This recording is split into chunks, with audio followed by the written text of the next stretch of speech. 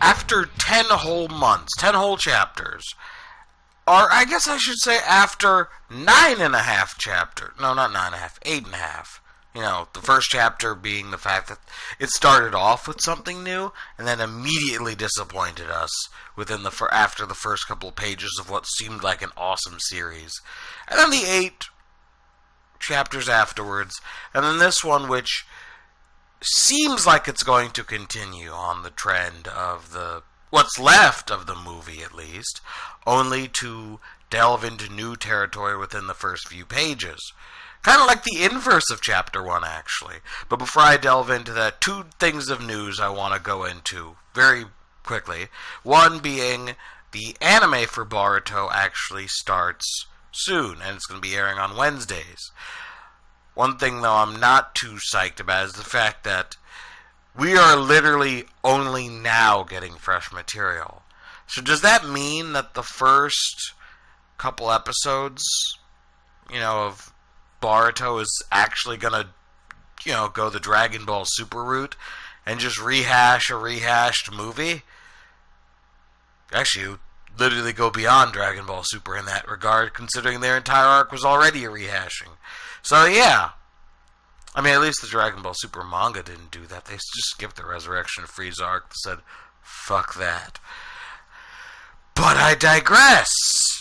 Because we're talking about Boruto, not Boruto. I sometimes spell with an A by accident, only to realize last second, shit, it's an O.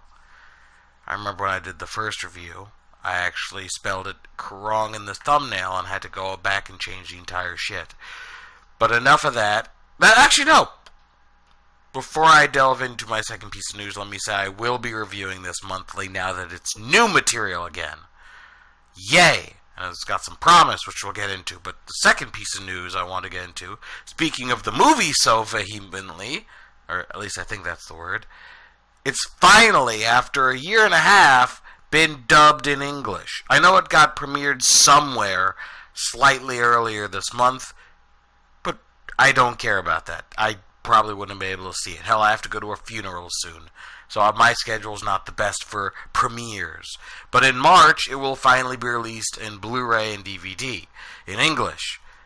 Finally. I couldn't even find the thing subtitled. So that being said, I've actually never seen the actual movie. That being said, though, I do know enough about it to know the changes, and which were basically none, except for this chapter, which I will get into now after 3 minutes of going on.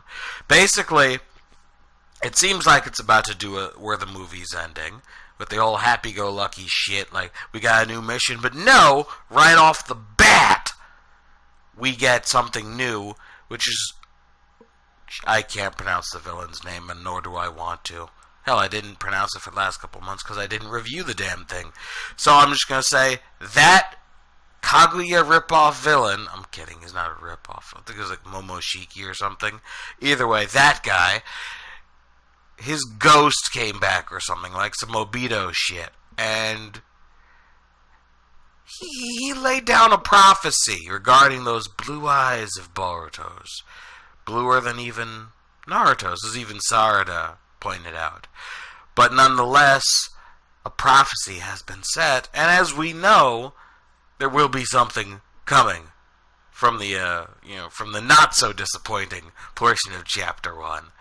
That being said, we finally got a little tease towards that, because at the end of that little aspect of where time was frozen, and literally only Boruto, and hinted that Sasuke could, heavily implied that Sasuke could, at least see or go what was going on, Momoshiki left a little something on Boruto's hand. And we know from that first chapter, he's got this weird, not curse mark tattoos, it's much different in style, plus his eyes and all that other shit. So, basically, whatever he's gonna get has just been unlocked by what was given to him now. However, it was not worth rehashing the entire movie for 8.5 months. Sorry, I keep forgetting math. I don't want to do math. I study math. I'd rather not put it into my hobbies, which I love. and don't want to muddle with my real life. Either way, new arcs are finally beginning, and I love how they constantly say, Boruto, you are different than Naruto. He says it, Sasuke says it. It's said in the narration, which is by Boruto, again. So, yeah, this is not the story of him becoming a Hokage. More the story of Sarada becoming Hokage. Or at least I would have preferred that. But no, Sarada got the limelight and the Gaiden, was it 2 years ago now? Either way, her time has passed. She could be a little cute little side character. I know she crushing on Boruto. You can see in those blushes like, oh my god, he actually looked cool. It was like a Sakura and Sasuke moment. Actually, I've gotten used to the art style. Is that a bad thing or a good thing? I actually don't care anymore. I've gotten used to the art style. It's become its own. Hell, even the Naruto art style wasn't the same originally. And art style is just a different way of expressing, emotions and other shit that I'd get more in depth to in another discussion. But regardless, I've gotten used to it. That's all for that. On top of that, not entirely sure where the series is going to go. And if the powers that were hinted at in the beginning of Chapter 1 were given to Boruto by Momoshiki, or Momoshinki, I don't know, then why in the world does Kawaki, I think his name was, why does he have something similar? That I can't wait to get into. I can't wait till we see him. Speaking of Shinkis or Shinikis, oh god, the naming fucking kills me. I really need to get back into my Naruto shit. Gaara's adoptive son is coming into his own as a potential rival for Boruto. So hopefully that goes somewhere. I really want to see more of his character. A lot more. Like, I know they delved into some stuff in some novelizations with him, but I really think he could be a really good, not to say Gaara-like character, but a character of his own, stemming from what Gaara tends to be, in at least the Naruto series. So hopefully we get some good development from him. And Shikadai, seems like a Shikamaru clone right now. And it'd be a little weird to see the same exact style of character development that Shikamaru got rehashed. I mean, on its own, that wouldn't be bad, but you have to make each of the characters different from the previous generation. Something that is nearly impossible. Like, literally, they're shoving it down our throats that Boruto will not be the Hokage. But I do like that he wants to be a ninja like Sasuke. And as we see, he definitely looks pretty damn roguish in the future. I mean, then again, the entire freaking Hidden Leaf Village has been destroyed again, so it's got that going for it. Again. How many times is that place going to get fucked up and rebuilt?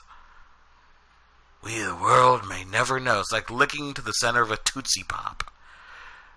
Except Tootsie Pops are yummy. Tootsie Pops. All jokes aside, though, I'm excited for the first time since the start of the first chapter to see what we have in store. Of course, then again, that might also just be the excitement to see the Boruto movie the way it was supposed to be. And then finally being able to, compare it side by side with the manga. That actually might make for a good video next month once I finally get to see. Because I love collecting the Blu-rays for my favorite animated movies. I haven't done so in a while due to the fact that there haven't been any in the last year. But in 2015, after I got Battle of Gods a little earlier than that, I got Resurrection of F and Naruto the Last English dubbed in their Blu-ray form. So I definitely psyched to get the Blu-rays for, the Boruto movie. Even though I basically know everything thanks to this godforsaken manga. So hopefully we get something big and new, and hopefully it doesn't end like the movie with the next mission just being a panda. It better actually be a new, wholesome arc with awesome fight scenes. Except I guess on a smaller scale, since it'd be a little weird. Although I did like how they touched upon a character who couldn't even beat Gaara's son on a one-on-one for sure, could somehow beat a villain that was, taking out all the Kages at once. Technically beat him. Power scaling is rough. That's the bad things about sequels. But you know what? It's been handled better than the rest of the series. So don't forget to like, comment, and subscribe, and check out my social media, all in the links below. I'm Smalls, and I'll see you guys next time. Peace.